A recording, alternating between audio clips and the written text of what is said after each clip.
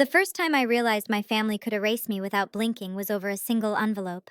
It arrived on a Tuesday morning, slipped halfway under my apartment door, the corner bent as if it had been handled carelessly. Inside was an invitation printed on thick cream paper. My parents' names were embossed at the top, followed by elegant script announcing a Christmas engagement dinner for my younger brother and his fiancée. The location was listed as my parents' house in McLean, Virginia. The date was December 23rd. What wasn't listed was my name. I stood in my narrow kitchen, still in my robe, coffee growing cold on the counter, reading it again and again, as if my name might appear on a second pass. It didn't. Not even in the fine print. No, and family. No casual siblings welcome. Just a formal event that somehow did not include me. At 32 years old, I was old enough to know this wasn't an accident. My name is Eleanor Price. I work as a compliance manager for a mid-sized defense contractor outside Washington, D.C. I spend my days reading contracts line by line, flagging risks before they become disasters. Precision is my job. Omissions matter. Silence matters.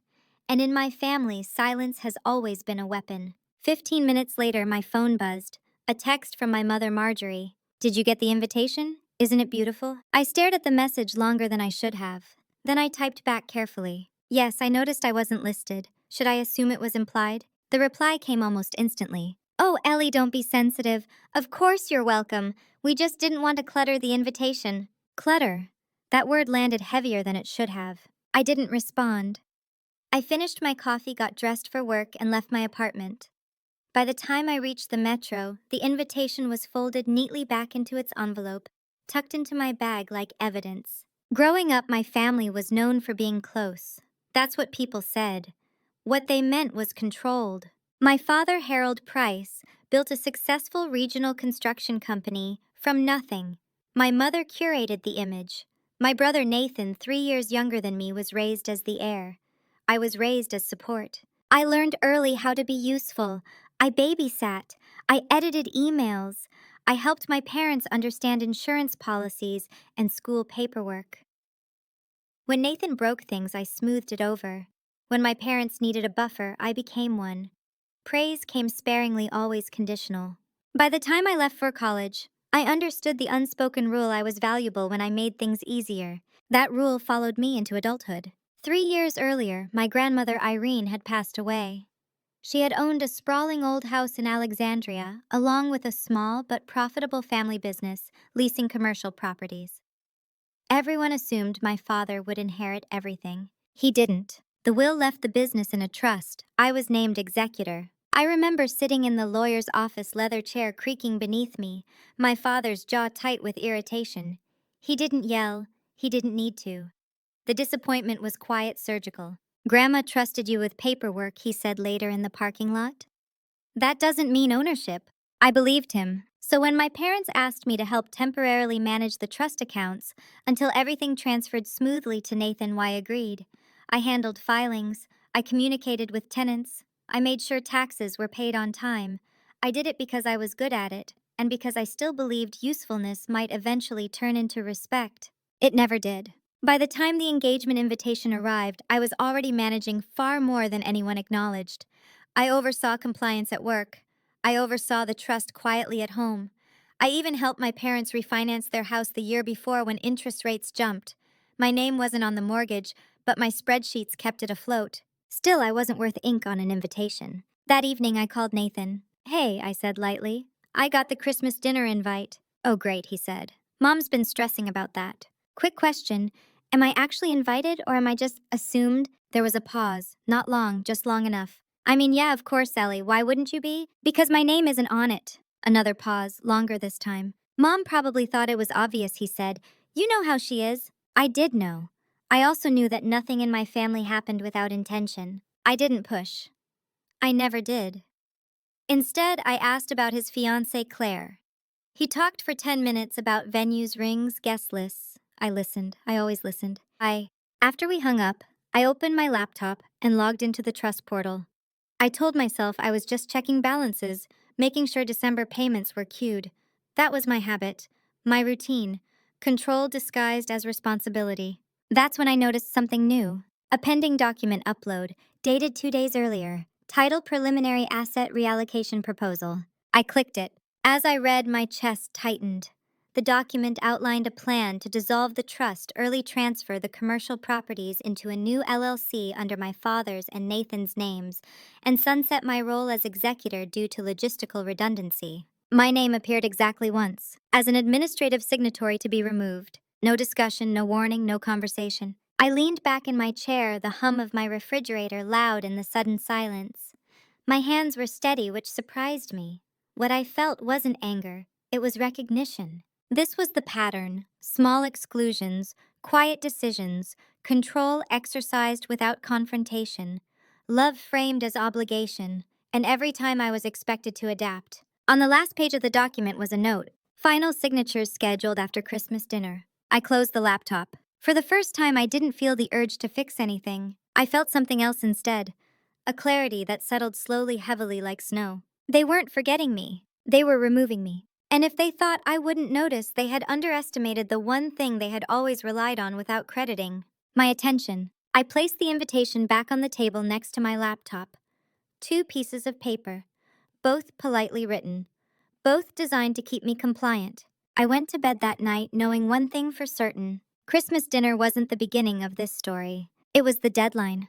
And by the time they realized I wasn't just background support, the paperwork would already be in motion. The next morning, I didn't confront anyone. That was the first real change. Normally, I would have called my mother, asked questions, gently framed my concern as confusion rather than objection. I would have given them room to explain, which usually meant room to minimize. This time I stayed quiet. Silence. I was learning could be more informative than any answer they were willing to give. At work, I went through my usual routine: badge in, coffee from the same machine that always burned the first pot of the day. Emails flagged contracts, reviewed risks, assessed.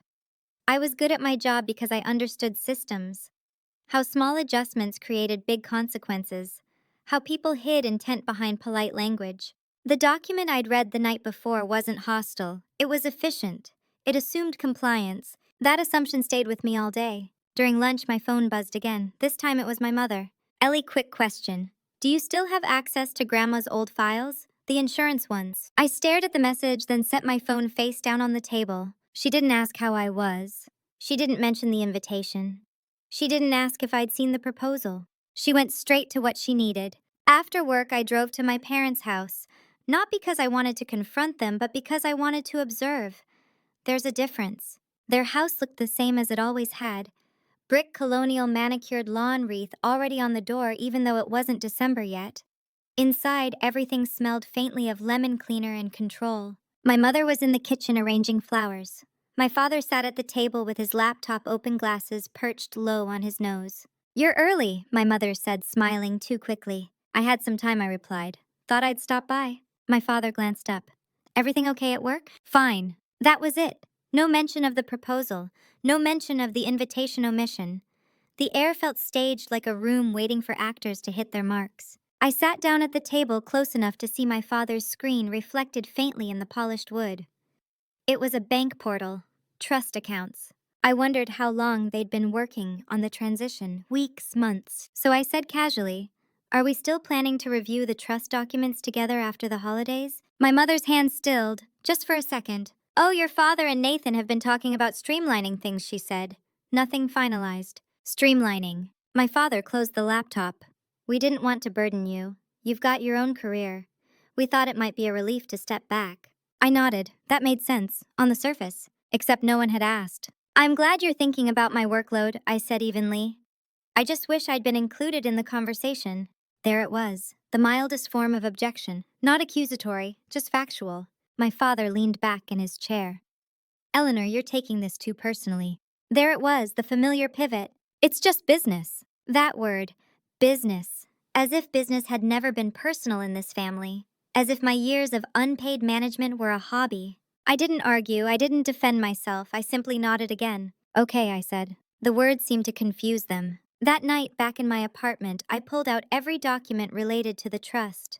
Digital copies, emails, handwritten notes from meetings years ago. I laid them out methodically, the way I would prepare for an audit. And as I read, something became clear. My grandmother hadn't just trusted me with paperwork. She had trusted me with control. The trust language was specific. Transfers required unanimous consent of executors. Plural, me included. The proposal I'd seen, it wasn't executable without my signature. They weren't removing me yet. They were planning to. That distinction mattered.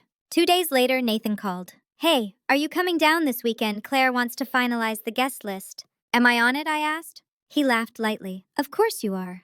"Am I listed by name?" Another pause. "Ellie, why are you being weird about this?" I closed my eyes. That question had followed me my entire life. "I'm not being weird," I said. "I'm being precise." He sighed. "Look, Mom's under a lot of stress. The wedding, the holidays, Dad's business stuff. Can we not make this harder than it needs to be?" There it was again. My existence framed as difficulty. "I won't," I said, "but I need you to understand something." Silence on the line. "I'm not signing anything related to the trust without a conversation that includes me. In writing." Nathan's tone shifted, hardened. "Dad won't like that." I imagined my father's face tightening the way it always did when control slipped. "I understand," I said, still not signing. After we hung up, my hands shook slightly. Not from fear, but from adrenaline. I was stepping outside my assigned role, and my body didn't know what to do with that yet. The backlash came faster than I expected. That evening, my mother left a voicemail. Long, emotional, carefully constructed. She talked about family, about sacrifice, about how much they'd done for me growing up, how independent I'd always been, how they never worried about me the way they worried about Nathan. "You've always been so strong, Ellie," she said. "We thought you'd understand." Understand what? That being strong meant being sidelined. The next day, my father sent an email, shorter, sharper. "We are disappointed by your lack of cooperation. This isn't how family behaves." I read it twice, then archived it without responding. What they didn't realize was that while they were framing this as emotional defiance, I was already shifting into procedural mode. At work, I scheduled a consultation with an estate attorney. Not one my family knew. Not one they could charm. I didn't go in angry, I went in prepared. I laid out the facts, the trust, the proposal, the pressure. The attorney listened quietly, then leaned back. "You're in a strong position," she said, "but only if you act before they do." That sentence settled heavily in my chest. I had spent my life reacting, adjusting, absorbing. This time timing mattered. As I left her office, my phone buzzed again, a text from my mother. "We finalized the Christmas dinner seating. Let us know if you're still coming." I stopped walking, read it again. "Still coming." As if attendance were optional, as if I were a guest, not family. I typed a response, then deleted it. Instead, I put my phone away and kept walking. They thought Christmas dinner was the moment that mattered. They were wrong. The real decision was already in motion. And by the time they realized I wasn't asking for a seat at the table itself would no longer be under their control. By the end of that week, my family stopped pretending nothing was wrong. They moved into something worse. They started coordinating without me. I noticed it first in small ways. Emails forwarded late after decisions had already been made. Calendar invites that overlapped conveniently with my work hours. Conversations that began with "we already talked about this," even when they hadn't talked to me at all. It wasn't overt hostility, it was strategic exclusion. On Friday afternoon, as I was wrapping up a compliance report, an unfamiliar name appeared in my inbox. Subject line: "Follow-up on asset transition meeting." I opened it slowly. It was from a junior associate at a law firm in Arlington, polite, efficient, written as if we had already spoken. "Per our discussion with Mr. Harold Price and Mr. Nathan Price, we are preparing revised trust dissolution documents. Please confirm your availability to sign during the week of December 27th. There was no question mark. I read it 3 times. They hadn't asked me to attend the meeting. They hadn't copied me on correspondence. They had simply informed a law firm that I would comply. That assumption again. I replied with one sentence. "Please note that I have not consented to any trust dissolution and have not participated in related discussions. Direct all further communication through my attorney." I didn't include her name yet. That came next. Within minutes, my phone rang. My father. I let it go to voicemail. Then my mother. Then Nathan. I didn't answer any of them. That evening, I sat at my kitchen table with my laptop open and my grandmother's old leather-bound notebook beside it. She had kept meticulous notes. Dates, names, decisions. She believed memory mattered even when people tried to rewrite it. As I flipped through the pages, something caught my eye. An entry from 3 years before her death. "Eleanor understands what the others do not. Control is not ownership. It is responsibility. She will protect this. I closed the notebook. For the first time since her funeral, I cried. Not loudly, not dramatically, just enough to release the pressure that had been building for years. The next morning, I met with my attorney again. Her name was Rachel Levin. She didn't waste words. "They're trying to pressure you into acquiescence," she said after reviewing the email. "That's not illegal, but it is sloppy." "What are my options?" I asked. "You can block the dissolution entirely, or you can counter." "Counter how?" "By asserting your authority publicly and legally. If you file notice as active executor and request a formal accounting, it freezes any unilateral action." I nodded slowly. "It would escalate things." "Yes," she said, "they won't like it." I thought of my mother's voicemail, the way she'd said family behaves better than this. I thought of the invitation without my name. "Do it," I said. Rachel filed the notice that afternoon. By Sunday, my parents knew. My mother showed up at my apartment unannounced that evening. I watched her through the peephole for a full 10 seconds before opening the door. She looked smaller than usual, wrapped in her coat like armor. "We need to talk," she said. I stepped aside and let her in. She didn't sit down. She paced. "Why would you do this to us?" she demanded. "Do you know how embarrassing this is?" Embarrassing to whom, I asked. "To the lawyers, to Nathan, to everyone." I leaned against the counter, arms crossed loosely.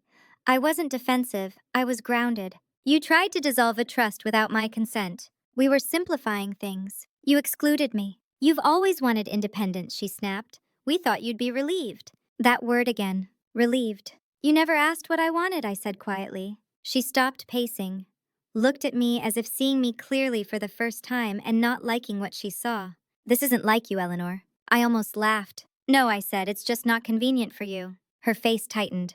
"You're hurting your brother." "Nathan is a grown man," I replied. "And he's benefiting from decisions that remove me without discussion. He's getting married. He needs stability. And I don't." She opened her mouth, then closed it. The silence stretched. Finally, she said, "Your father is furious." I expected that. "He thinks you're being vindictive." I shook my head. "I'm being precise." She stared at me as if the word itself offended her. "You don't need control anymore," she said. "You've always had your career, your life. This wasn't about control. It was about consent." I didn't explain that. I didn't need to. She left without hugging me. The next day, Nathan texted, "Dad says you've gone too far." I typed back, "Dad went too far when he assumed my silence meant agreement." There was no reply. By midweek, the tone shifted. The law firm sent a formal notice acknowledging the freeze. My parents' attorney requested mediation. Suddenly, everyone wanted to talk things through. The Christmas dinner invitation was reissued. This time, my name was printed clearly beneath theirs. I stared at it, feeling nothing. They weren't inviting me because they wanted me there. They were inviting me because they needed me cooperative. That distinction mattered. I RSVP'd yes. Not because I wanted reconciliation. Because I wanted to observe what people did when their control was threatened. Christmas Eve arrived cold and bright. Their house glowed with lights, every window a display of warmth and normalcy. Inside, laughter floated through the rooms, carefully curated.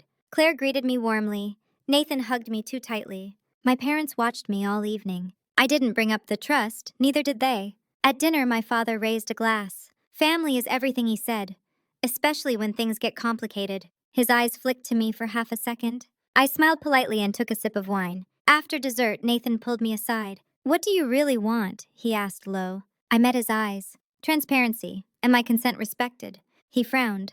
"Dad says if you just sign, we can all move on." Move on to what, I asked. Pretending this didn't happen. He didn't answer. That night, I drove home alone, streets empty, holiday music still playing softly from the radio. I wasn't angry anymore. I was resolved. They had mistaken my quiet for weakness, and now they were learning the difference. Because the next step wasn't about freezing their plans. It was about reclaiming something they'd never expected me to take back. My authority. The week after Christmas felt suspended like the air before a storm. No one called to apologize. No one asked how I was holding up. Instead, there were logistics, emails about schedules, neutral language that tried to smooth over the fact that something fundamental had shifted. They were recalculating. I could feel it. On December 27th, the day the junior associate had originally assumed I would sign away my role, Rachel called me. "They've requested mediation," she said, "formal, with their counsel present." I wasn't surprised. They couldn't force me and they couldn't ignore me anymore. Mediation was the next lever. "When is it?" I asked. "January 4th. I looked out the window at the gray afternoon sky. That gave them a week to prepare their narrative. Good, I said. That gives me time too. That night, I opened the trust records again, but this time I wasn't just reviewing, I was tracing patterns. Once I stopped looking at individual transactions and started looking at behavior, a picture emerged. Small withdrawals here, deferred maintenance there, decisions justified as temporary that quietly benefited one person more than the others. Nathan. Not dramatically, not enough to raise alarms, just enough to tilt the balance. I wasn't shocked. I was disappointed in myself for not seeing it sooner. On Friday, I drove down to Alexandria and walked past my grandmother's old house. It had been rented out since her death, the tenants long-term and reliable. I stood across the street, hands in my coat pockets, remembering afternoons spent there with her, watching her review leases at the kitchen table. She never raised her voice, she never rushed. She believed patience was a form of power. I went home and drafted a document. Not a demand, not a threat. A proposal. If my family wanted to restructure ownership, I was open to discussion, but only under terms that reflected reality. My continued role. Transparent accounting, independent oversight, no unilateral transfers, and most importantly, acknowledgement in writing that my authority had been deliberately bypassed. I sent it to Rachel. She read it and called me an hour later. "This is strong," she said, "and it puts them in a difficult position." How so? If they reject it outright, it confirms bad faith. If they accept it, they admit you were never redundant. I smiled faintly. Either way, the truth surfaces. The response came 2 days later. Not from my parents, from their attorney. "We believe Eleanor is mischaracterizing the intent of recent actions. However, in the interest of family harmony, we are willing to discuss adjustments." Family harmony. Always framed as something I endangered, never something they maintained. The mediation took place in a neutral office downtown. Long table, bottled water, neutral art on the walls. My parents sat together on one side, Nathan beside them. Their attorney leaned in confident. Rachel sat next to me, calm and observant. The mediator began with ground rules. Politeness. One speaker at a time. Focus on resolution. My father spoke first. "We never intended to exclude Eleanor," he said. "This has been blown out of proportion." I didn't react. He continued. "The trust was meant to be temporary. We assumed Eleanor understood that." Assumed, Rachel repeated softly, without documentation. My father stiffened. Nathan jumped in. "We just wanted clarity before the wedding. Things were getting complicated." I looked at him then, really looked. "You never asked me for clarity," I said. "You asked me for silence." The mediator raised a hand gently. "Let's focus on next steps." I slid my proposal across the table. "These are mine." My mother glanced at the pages, then looked up sharply. "This is excessive." "Is it?" I asked. "Or is it just inconvenient?" Her eyes flashed. "We're your parents." "And I'm an adult," I replied. "With legal authority you chose to ignore." The room went quiet. Their attorney cleared his throat. "Some of these conditions could be workable. Others would require compromise." I nodded. That's what discussions are for. The word compromise hung there. They weren't used to hearing it from me. After 2 hours, we reached an agreement in principle. Not because they suddenly respected me, but because they had no clean alternative. The trust would remain intact. My role as executor reaffirmed publicly. Any future restructuring would require written consent from all parties. An independent accountant would review past transactions. And there it was, the clause they resisted the most. The review. When the mediator summarized the agreement, my father looked at me like I'd betrayed him. "This is going to drag everything up," he said quietly. I met his gaze. "It already existed. You just didn't think I'd look." We signed preliminary documents. Final paperwork would follow. In the elevator afterward, my mother stood rigid beside me. "You've changed," she said. I shook my head. "I've stopped compensating." She didn't respond. That night I went home and poured myself a glass of water. I didn't celebrate. I didn't feel victorious. What I felt was steadiness. Because for the first time, my position wasn't based on emotional labor or assumed obligation. It was documented. And documentation, I knew from experience, had a way of changing behavior, or exposing it. As I turned off the lights, my phone buzzed with a message from an unknown number. It was Claire. "Hey, Eleanor. I hope this isn't weird. Nathan hasn't told me much, but I get the sense there's more going on than anyone admits. If you're open to it, I'd like to understand." I stared at the message. This wasn't part of my plan. But then again, neither was being erased. I typed back slowly. "I'm open to honest conversations, but only honest ones." Her reply came a minute later. That's exactly what I want. I set the phone down heart steady, because I was beginning to see that the real fallout wasn't going to come from contracts or trusts. It was going to come from truth spreading where silence once lived. And once that started, there was no controlling who finally saw the full picture. Claire and I met for coffee 3 days later. I chose a small place near DuPont Circle, quiet enough to talk without being overheard, public enough to keep things grounded. She arrived early, sitting by the window with both hands wrapped around her mug like she needed the warmth. "Thank you for meeting me," she said as I sat down. "I wasn't sure you would." "I almost didn't," I replied honestly. "But you asked directly." She nodded. "Nathan doesn't love direct conversations." I smiled faintly. "Neither do our parents." She took a breath and said, "I feel like I walked into a family with a script already written, and no one gave me a copy." That was the most accurate description I'd heard in years. "What do you want to understand?" I asked. She hesitated. "Then everything they don't talk about." So I told her some of it. Not emotionally, not dramatically, just facts. The trust, my role, the attempted restructuring, the assumption that I would quietly comply. I didn't frame myself as a victim. I didn't demonize anyone. I let the pattern speak for itself. She listened closely, eyes sharp, asking careful questions. She was smarter than my family realized, and I suspected that was already making them uneasy. When I finished, she sat back. "They told me the trust was basically symbolic," she said, "something you managed out of habit." I shook my head. "It's operational, and it exists because my grandmother didn't trust appearances." Claire let out a slow breath. "Nathan never mentioned that." I believed her. "There was something else," she said after a pause. "They asked me to sign a prenup draft last week." I waited. "It heavily favors him. And your parents. It assumes future assets are already his." That tightened something in my chest. "Did they explain why I asked?" "They said it was just how their family handled things. Efficient, clean." Efficient, clean, familiar words. I didn't tell her what to do. I didn't need to. "You're allowed to ask questions," I said, "even if it makes people uncomfortable." She nodded slowly. "I think that's what scares them." After we parted, I sat in my car for a long time before starting the engine. That conversation wasn't revenge. It wasn't strategy. It was gravity. Truth has weight. Once released, it pulls everything else toward it. 2 days later, the independent accountant requested documents. All of them. The review process had officially begun. That was when my parents' tone shifted again. My mother called me that evening. Her voice was careful, almost brittle. "We didn't realize how invasive this would feel," she said. I imagined her immaculate files being examined, her curated image disrupted by scrutiny. "Transparency often feels invasive to people who are used to control," I replied. She didn't like that answer. "Your father feels attacked." "He isn't," I said. "The records are." Silence. "We raised you better than this," she said finally. That sentence used to break me. It carried shame like an inheritance. This time it didn't land. "You raised me to be responsible," I said. "This is responsibility." She hung up shortly after. Nathan didn't call.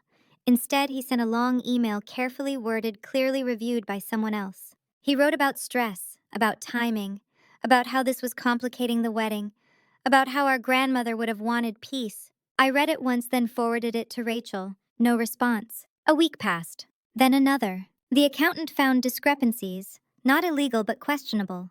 Funds shifted without documentation. Expenses justified vaguely, benefits skewed predictably. Nothing explosive, nothing criminal. Just enough to dismantle the narrative that I was unnecessary. Claire texted me late one night. I asked for revisions to the prenup. They didn't react well. I wasn't surprised. "Nathan accused me of being influenced," she wrote. "He said you were manipulating me." I exhaled slowly. "And what do you think I asked?" "I think the problem is that once you see the pattern, you can't unsee it." I stared at the message, feeling something unexpected. Relief. Because I wasn't alone anymore. Not in seeing it, not in naming it. The next family dinner was tense. Polite smiles, measured conversations. My father spoke less. My mother overcompensated. Nathan avoided my eyes. At one point, my father said loudly, "We've always trusted Eleanor." I looked up. "Then why did you try to remove me without asking?" The table went silent. That wasn't how this family operated. We didn't say the quiet part out loud. Claire set her fork down. "I'd like to hear the answer to that too," she said. My father's face tightened. "We didn't think it was necessary." There it was, the truth stripped of justification. I nodded once. That's the problem. No one argued. No one defended. There was nothing left to say. Later that night, Rachel emailed me. Based on the findings so far, your position is significantly stronger. They may attempt to negotiate further concessions. I closed my laptop and stood by the window watching the city lights blink on one by one. This wasn't about winning, it was about shifting the axis. They had built a system where my silence was assumed, my labor expected, my consent optional. I hadn't yelled, I hadn't threatened, I hadn't begged. I had simply stopped cooperating. And now everything that relied on that cooperation was wobbling. Chapter 5 didn't end with confrontation or closure. It ended with something quieter. The unmistakable feeling that the balance of power had already changed, and that no amount of forced harmony could put it back the way it was. Because once control is exposed, it loses its hold, and the people who benefited from it are the last to realize it. The call came from my father's number, but it wasn't my father's voice. It was Rachel's. "Eleanor," she said calmly, "I need you to sit down before I say this." I was already sitting. "The accountant has finished the preliminary review." I waited. "There are funds unaccounted for, not missing exactly, but redirected in ways that contradict the trust's stated purpose. And there's one more thing." My fingers tightened around the edge of the table. "Your name appears on the personal guarantee tied to a line of credit taken out 18 months ago." I didn't answer right away. I knew what a personal guarantee was. I also knew I had never signed one. "That's not possible," I said finally. "I've never agreed to that." "That's what we thought," Rachel said. "But the document exists, and it carries what appears to be your signature." The room went very still. I felt that strange, familiar sensation again. Not panic, recognition. "Send it to me," I said. When the email arrived, I opened the attachment slowly, as if speed might make it worse. There it was, a scanned document from a regional bank. My name typed neatly beneath a signature that looked like mine if you didn't look too closely. But I knew my signature. This one hesitated in places I never did, curved where mine cut straight. It was an imitation. Careful, practiced, forged. They had used my name as leverage, quietly, without telling me. And they had done it while smiling at holiday dinners, while talking about family unity, while accusing me of overreacting. Rachel spoke again. "The bank hasn't called you yet, which means they believe the guarantee is valid and unnecessary to enforce at the moment. But if that credit line defaults, they will come to you." I closed my eyes. "How much?" I asked. 240,000. I let the number settle. This wasn't sloppy, this wasn't accidental. This was deliberate. I ended the call and sat in silence for a long time, not shaking, not crying, just breathing. Then I opened my laptop again and began documenting everything. Every email, every signature comparison, every timeline discrepancy. At midnight, my phone buzzed. "Nathan." I let it ring, then a text. "Dad says we need to talk. It's urgent." I typed back. "I already know." There was a long pause. Then another message. "You don't understand the context." That almost made me laugh. "I understand exactly the context," I replied. "You used my name to secure debt without my consent." "That's not how it happened," he wrote quickly. "Dad handled that." I stared at the screen. "So you knew." Another pause. "Not all of it," he finally sent. "But I knew there was paperwork." That was enough. The next morning, my parents showed up at my apartment together. I didn't invite them in right away. I stood in the doorway, blocking the threshold. "Before we talk," I said, "you need to know something." My father opened his mouth. "I already have a lawyer, an accountant, and documentation. If you lie to me now, this conversation ends." My mother's face drained of color. "We never meant for this to hurt you," she said quickly. I stepped aside and let them in. We sat at my table. No tea, no pleasantries. My father didn't look at me. "We were under pressure," he said. "The business needed liquidity. The trust assets were tied up. You had good credit. So you forged my signature." He flinched at the word. "We thought it was temporary." "You always do," I said quietly. "You think consequences are something that only arrive if someone makes noise." My mother reached for my hand. I pulled it back. "You put my financial future at risk without asking me," I continued. "And then you tried to remove me from the one structure that gave me oversight." Nathan knew, I said, turning to him. "Maybe not the details, but enough." He looked down. "We were going to tell you," my mother whispered. "After Christmas. After the wedding. After the papers were signed." No one answered. "Here is what's going to happen," I said. My voice was steady. That surprised even me. "I am notifying the bank that the guarantee is fraudulent. I am doing so through counsel. I will not cover this debt. I will not negotiate it quietly. I will protect myself." My mother gasped. "That could ruin us." "You already chose that risk," I said. "I'm just refusing to absorb it." My father finally looked at me. His expression wasn't anger. It was fear. "You would report us?" I met his gaze. "I will tell the truth." There was nothing else to say. They left not long after, slowly, as if the house itself were heavier on the way out. That evening, Claire called. "I heard what happened," she said softly. "From whom?" "Nathan, he's spiraling." I closed my eyes. "I didn't want this," I said. "I know," she replied, "but wanting doesn't change what they did." I filed the notice the next morning. By the end of the day, the bank had opened an investigation. I didn't feel powerful. I felt clear. For the first time in my life, I wasn't cushioning the impact of my family's decisions. I wasn't explaining. I wasn't softening language. I was letting reality speak. And reality, it turned out, was much louder than any argument I could have made. Chapter 6 ended the moment I understood something fundamental. They hadn't lost control because I fought them. They lost control because I stopped protecting them from the truth. And once that protection was gone, everything they'd built on silence began to crack. The investigation moved faster than I expected. That was the first thing that unsettled my parents. They had always operated under the belief that systems were slow, that paperwork bought time, that authority figures preferred not to look too closely. It was how my father had built his business: confidence, momentum, and the assumption that no one would challenge him unless forced. This time, someone was looking. The bank contacted me directly 2 days after the notice was filed. A neutral voice, professional, no accusations yet. They asked for a handwriting sample. I provided 3. They asked for a timeline of my involvement with the trust and related accounts. I sent dates, emails, attachments. They asked whether I had ever verbally consented to the guarantee. "No," I said. "Never." When the call ended, I sat back and waited for the emotional fallout. The guilt, the doubt, the familiar urge to soften what I'd done. It didn't come. What came instead was exhaustion, the kind that follows sustained vigilance. Years of watching, compensating, translating other people's chaos into something manageable. I took a day off work. Not to collapse, but to breathe. That afternoon, Nathan showed up alone. I didn't open the door at first. I watched him through the peephole the same way I'd watched my mother weeks earlier. Hands shoved into his jacket pockets, shoulders tense. When I finally let him in, he didn't sit down. He paced just like she had. "Dad says you've gone nuclear," he said. I crossed my arms loosely. "Dad forged my signature." He ran a hand through his hair. "You didn't have to get the bank involved." I turned my head slightly, studying him. "Tell me something, Nathan. If the roles were reversed, would you absorb $200,000 of debt to protect me?" He didn't answer. "You don't have to answer," I said. "Your silence already did." He stopped pacing. "I didn't know it was that much," he said finally. "But you knew it existed." He nodded. "Why didn't you tell me?" He swallowed. "Because if I told you, you'd say no, and Dad needed it done." There it was, the justification I'd grown up with. Efficiency over consent. "You let them use me," I said. "Not because you didn't know better, but because it was easier." His face tightened. "You've always been stronger, Ellie. You could handle it." I exhaled slowly. "That's not strength, that's endurance. And I'm done confusing the two." He looked at me then, really looked.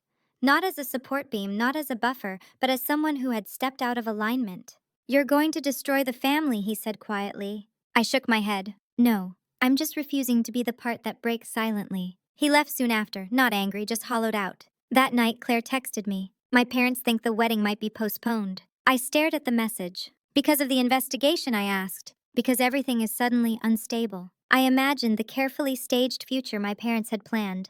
The optics, the inheritance, the seamless transition of control. Stability, I thought, had always depended on my silence. "If the wedding is postponed," I said, "that's their choice." Claire replied a few minutes later. "I agree, and for what it's worth, I'm glad you didn't stay quiet." 2 days later, my father called. This time I answered. His voice was low, controlled, stripped of bluster. "The bank froze the credit line," he said. "They're demanding explanations." I waited. "Your mother hasn't slept," he added. "She's terrified." I didn't respond. "We're exposed, Eleanor." "Yes," I said, "you are." He cleared his throat. "If we admit it was forged." He didn't finish the sentence. I knew what came next. Criminal charges, legal consequences, the collapse of the image he'd spent his life protecting. "What happens then?" he asked. I chose my words carefully. "Then the truth becomes public, and everyone deals with it." There was a long silence. "You would let that happen to us." I closed my eyes. "You already did," I said. "I'm just not intercepting it anymore." After we hung up, I sat with the weight of that conversation. Not triumph, not cruelty. Finality. The next email came from the accountant. "Additional irregularities discovered. Pattern consistent with personal use of trust-adjacent funds. I forwarded it to Rachel without comment. At work, my focus sharpened. There was something grounding about contracts that didn't care how anyone felt. Terms were terms, breaches were breaches, breaches were... That evening, my mother left a voicemail. Short, no theatrics. If you do this, she said, you will not have a family anymore. I listened once, then deleted it. Because what she meant was, you will not have access anymore. Access to holidays, to approval, to the illusion of belonging. I had already lost those things, I just hadn't named it yet. The bank's investigation formally escalated the following week. They requested in-person interviews. Rachel prepared me carefully. Stick to facts, don't editorialize, don't protect them. I did exactly that. Across town, my parents hired their own counsel, damage control specialists, crisis managers. Too late. Truth once documented doesn't bend easily. Nathan called again the night before his interview. They might charge Dad, he said, voice breaking. I said nothing. He's scared. So am I replied. For the first time in years, my fear just happens to matter. He hung up without saying goodbye. Chapter 7 ended not with shouting or confrontation, but with distance. The kind of distance that forms when people realize they can no longer control the narrative. I had crossed a line my family believed I never would. Not into revenge, into reality. And reality, unlike silence, does not negotiate. The interviews happened on a Wednesday. I remember because it was raining, the kind of cold, steady rain that feels less like weather and more like pressure. I arrived early, sat in my car for a few minutes, and let the quiet settle my nerves. Not because I was afraid of what I'd say, but because I needed to be precise. Precision had become my refuge. Inside the bank's conference room, everything was neutral. Beige walls, water glasses, 2 investigators, 1 man and 1 woman, both calm, both thorough. They didn't raise their voices, they didn't accuse. They asked questions and waited. Had I ever authorized the guarantee? No. Had I discussed it verbally? No. Had I benefited from the credit line in any way? No. Did I recognize the signature? I recognized the attempt. They slid the document across the table. I pointed out the inconsistencies, the pressure marks, the places where my hand would never hesitate. They nodded, made notes, thanked me for my time. When it was over, the woman said something quietly as she walked me out. You did the right thing by coming forward. I didn't respond. Not because I disagreed, but because right felt too moral for something this procedural. I hadn't acted out of virtue. I had acted out of necessity. Outside, the rain had slowed. I drove straight to work and finished my day as if nothing unusual had happened. There was comfort in normalcy even when I knew nothing was normal anymore. That evening, Claire called. They postponed the wedding, she said. I sat down on the edge of my bed. I'm sorry, I said and meant it. Don't be, she replied. This forced conversations that should have happened long ago. With Nathan, with myself. She paused, then added, I moved out of his parents' house today. That surprised me more than the postponement. He didn't fight it, she said. He just looked lost. I pictured my brother, the way he'd looked in my living room weeks earlier. Hollow. Unmoored without the structure he'd always leaned on. I didn't know what to say. I think this family survives by pretending, she continued. And once pretending stops, nobody knows who they are anymore. That was the most honest assessment I'd heard yet. The fallout spread quietly after that. My father's business partners started asking questions, not because they knew details, but because uncertainty travels faster than facts. Meetings were rescheduled, decisions delayed. The trust accountant issued a formal report. It wasn't devastating, but it was damning in its restraint.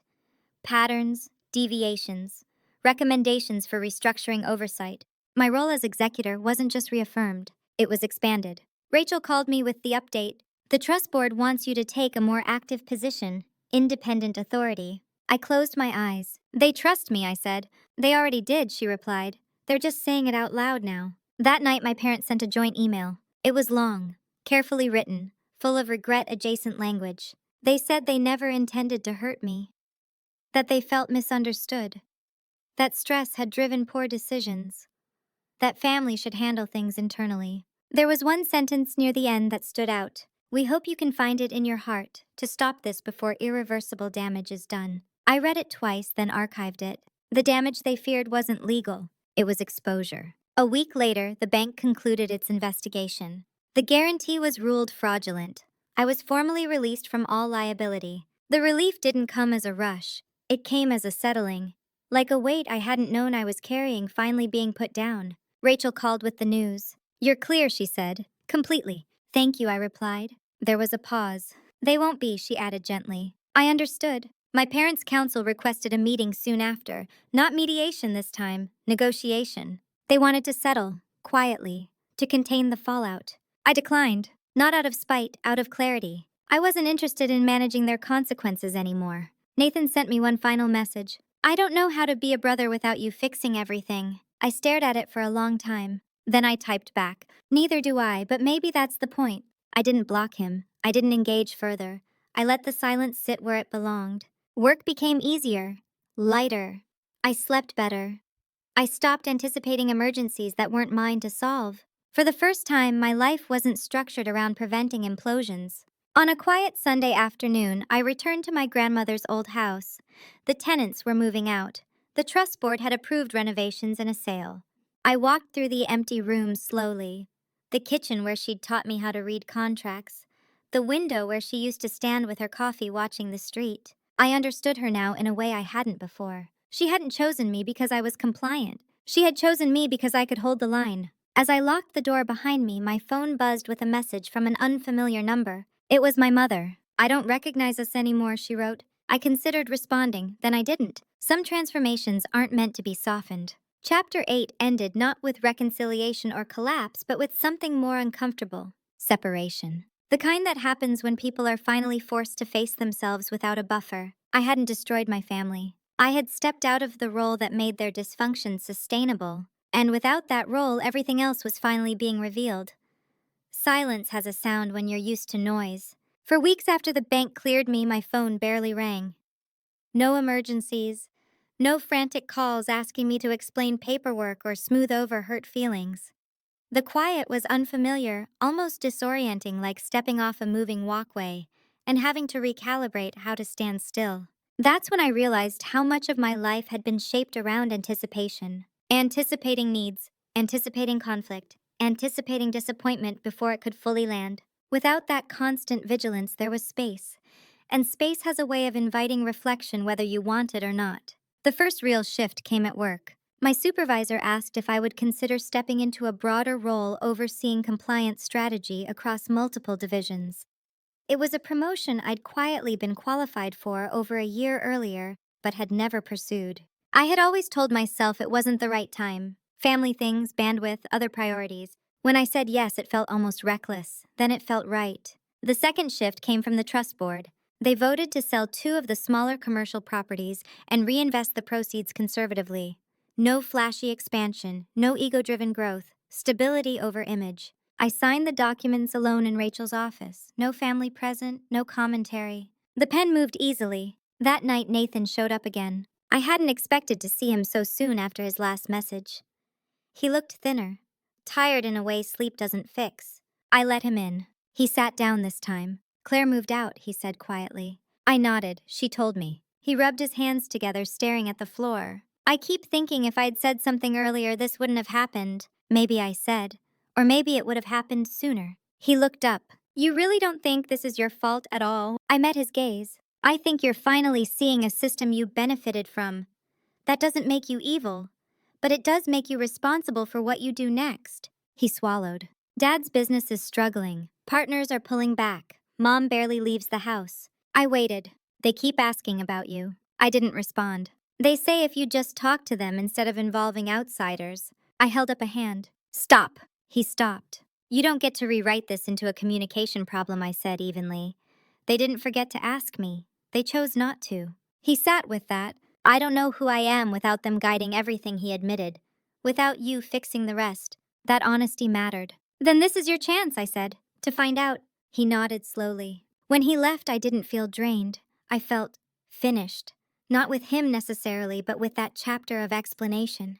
2 days later, my mother sent a handwritten letter. The old kind, heavy paper, familiar handwriting. She wrote about grief, about fear, about how she hadn't realized how much she relied on me until I was gone from the center of things.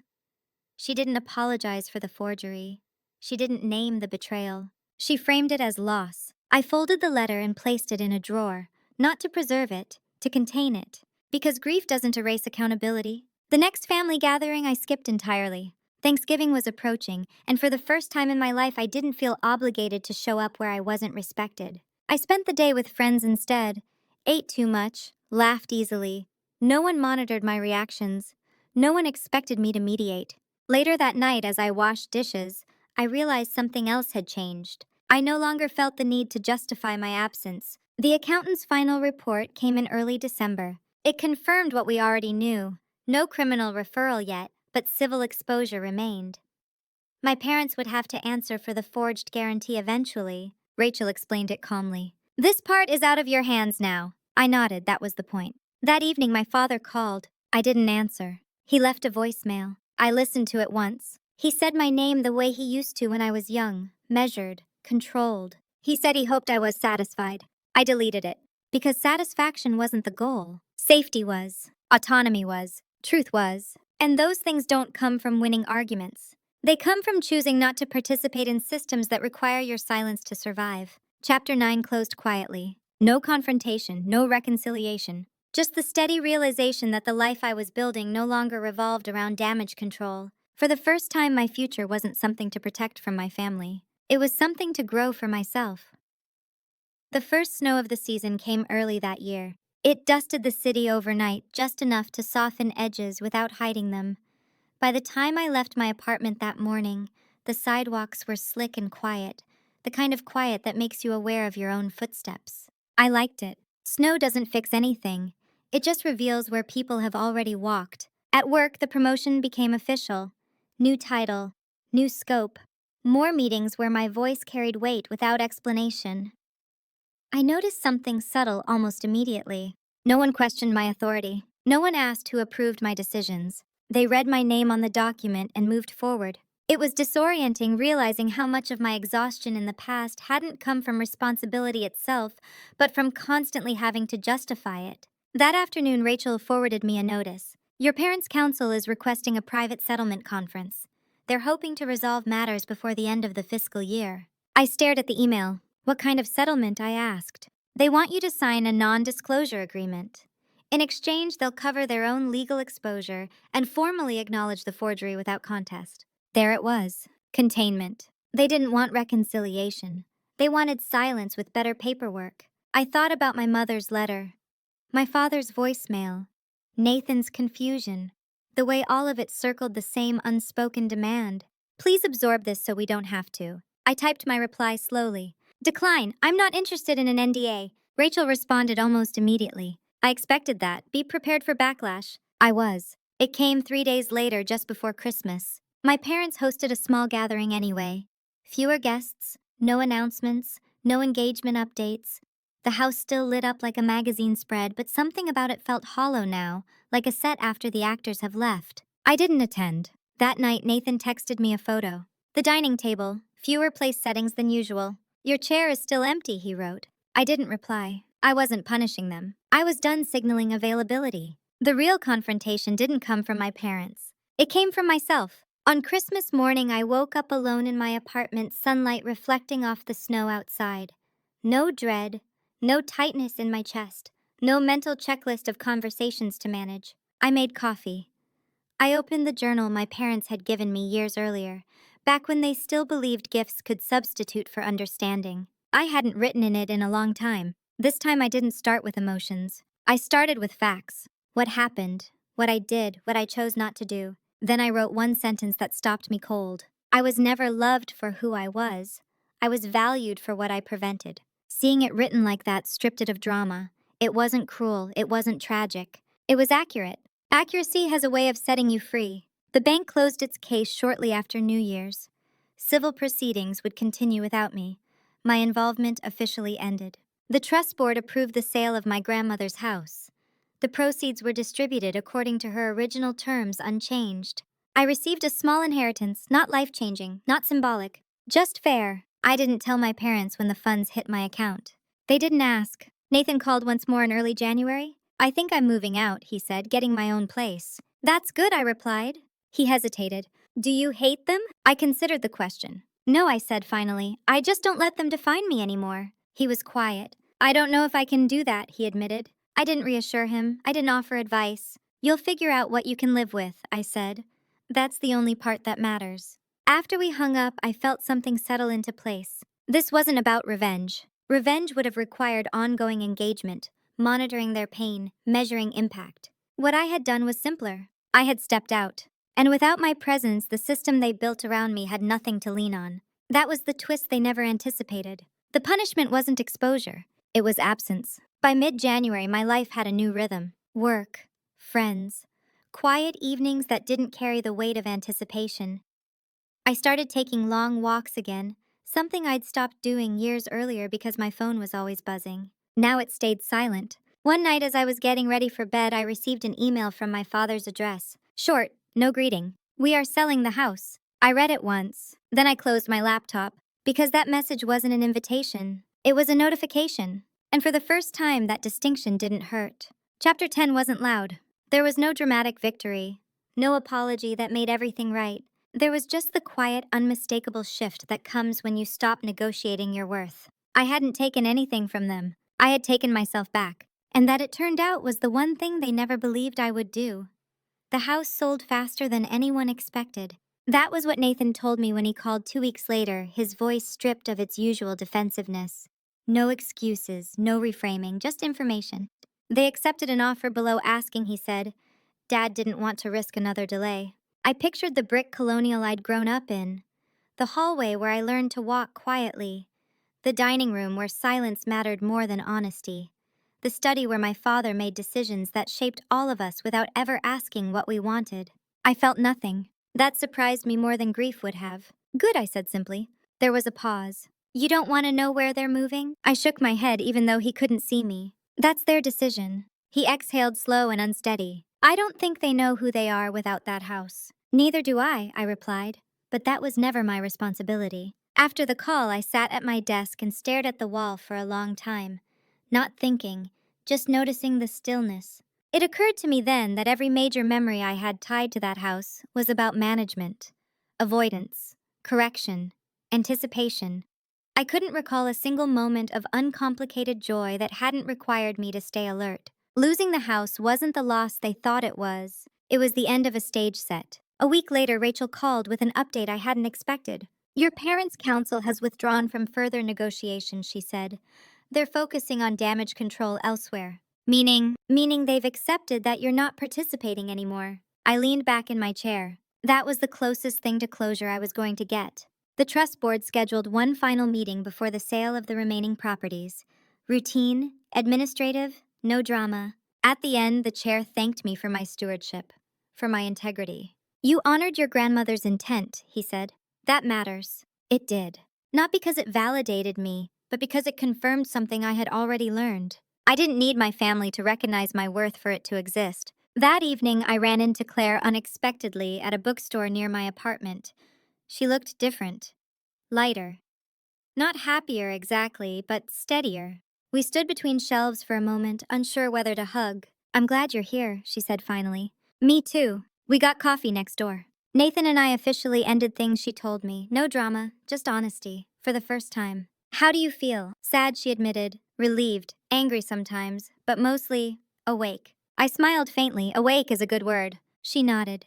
Your family taught me something without meaning to. What's that? That love without boundaries isn't love. It's control wearing a softer name. I didn't correct her. She was right. Before we parted, she said something else that stayed with me. They all thought you were the problem because you didn't fit the story they were telling about themselves. I walked home slowly after that, the city quiet around me. That story, the one where my father was the architect, my mother the curator, my brother the future.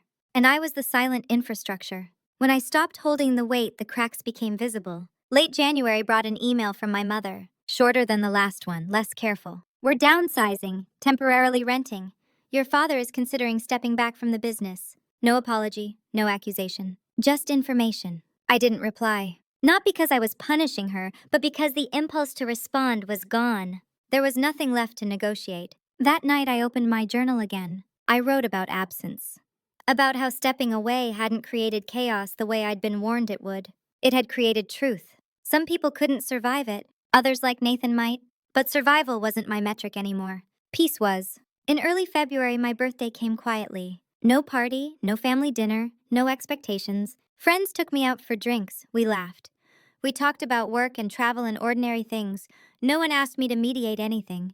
When I came home that night, slightly buzzed and smiling, I realized something else had changed. I wasn't bracing anymore. I slept deeply. The next morning, there was one final message waiting. From my father. I don't recognize the choices you've made, he wrote, but I accept that they're yours. It wasn't an apology. It wasn't an admission. It was a release. I stared at the screen for a long time, then closed my laptop. Acceptance didn't require agreement. It required boundaries. Chapter 11 wasn't about justice being served or wrongs being righted. It was about something quieter and harder, letting go of the version of family that only existed as long as I agreed to disappear inside it. I hadn't won. I had left. And in leaving, I had finally stopped asking for permission to exist on my own terms. One chapter remained. Not to resolve what was broken, but to name what I had chosen instead. The first morning of March arrived without ceremony. No emails demanding decisions. No texts asking me to smooth things over. No sense that something was about to break if I didn't intervene in time. I woke up before my alarm sunlight cutting across the floor and lay there for a moment taking inventory of my body. No tension in my jaw, no tightness in my chest. That was new. For most of my life, mornings had begun with preparation, emotional triage, quiet calculations about who might need what from me before the day was over. Even on days when nothing happened, I carried the readiness for it. That readiness was gone. I made coffee and stood by the window watching the city wake up. People walking dogs. A couple arguing softly on the sidewalk. Ordinary life uncurated and unconcerned with me. It felt honest. The house sale closed that afternoon. I learned about it from a notification forwarded automatically by the trust system, not from my parents. I read it, acknowledged receipt, and moved on with my day. That was the pattern now. Information without obligation. A week later, I passed my father on the street. It was pure accident. A crosswalk near his old office. He looked older than I remembered. Not weaker, just unprotected. No familiar setting. No role to lean on. We stopped, looked at each other. "Hello, Eleanor," he said. "Hello?" Neither of us stepped closer. He nodded once, as if concluding something silently, then crossed the street when the light changed. That was it. No speech, no reckoning, no final confrontation. And somehow that was enough. At work, I found my footing in the new role quickly. Decisions came faster without the internal drag of second-guessing myself. I spoke plainly. I trusted my judgment. People responded to that. One afternoon, a colleague said something offhand that stayed with me. "You don't seem afraid of consequences." I thought about it later and realized the truth. I wasn't afraid of consequences anymore. I was afraid of erasure. And I had already survived that. Nathan emailed me in April. He had moved into a small apartment across town. Nothing fancy. He wrote about learning to cook, about budgeting, about the strangeness of making choices without checking first. "I don't know if I'll ever fully understand what you went through," he wrote. "But I'm starting to understand what it cost you." I replied with one sentence. That's enough. We didn't rebuild anything after that. We didn't need to. Some relationships don't need to be repaired to stop hurting. They just need to stop being central. On a warm evening in May, I hosted a small dinner at my apartment. Friends, laughter, food that didn't need to impress anyone. We talked late into the night about plans and failures and small hopes. At one point, someone asked about my family. I answered simply, "We're not close." There was no follow-up question, no explanation required. That was the quiet power of choosing honesty over performance. Later, alone again, I sat on the floor with my back against the couch and thought about my grandmother. About the trust, about why she had chosen me. Not because I would keep the peace, but because I would keep the line. I finally understood that love, the real kind, doesn't ask you to disappear. It asks you to be whole. What I had done wasn't dramatic. I hadn't shouted. I hadn't threatened. I hadn't destroyed anyone. I had signed documents. I had called a lawyer. I had stopped answering the phone. Those were the actions that changed everything. Because power, I learned, rarely looks like anger. It looks like calm follow-through. It looks like refusing to explain yourself to people who benefit from misunderstanding you. It looks like choosing your name on a page over your silence in a room. By summer, my life was recognizably mine. Not perfect, not untouched by grief, but clean. I still thought about my parents sometimes. About who they were becoming now that they couldn't lean on me. I hoped they found something sustainable. I hoped they learned. But hope was no longer a strategy. Boundaries were. On my bookshelf, the journal lay half-filled. I didn't write in it every day anymore. I didn't need to. The story had settled. If I were asked what the lesson was, I wouldn't dress it up. I would say this: when people say they love you, but only when you comply, that isn't love. It's control with a warmer tone. And the most powerful revenge isn't exposure or punishment. It's withdrawal. It's choosing not to be the mechanism that makes someone else's dysfunction work. The moment I stopped doing that, everything changed. Not because they suddenly understood me, but because I finally understood myself. If you're listening to this and something in it feels uncomfortably familiar, I want you to hear one thing clearly. You are not cruel for choosing yourself. You are not dramatic for setting boundaries. You are not obligated to stay small so others can feel stable. Sometimes the bravest thing you can do is sign the paper, make the call, and walk away quietly. If this story resonated with you, take a moment to like and share it with someone who might need permission to step out of a role that's hurting them. Leave a comment if you've ever had to choose your dignity over someone else's comfort. And if you want to hear more stories about boundaries, justice, and what happens when the tables finally turn, subscribe and stay with me. Thank you for listening. This was the moment I chose myself, and I never went back.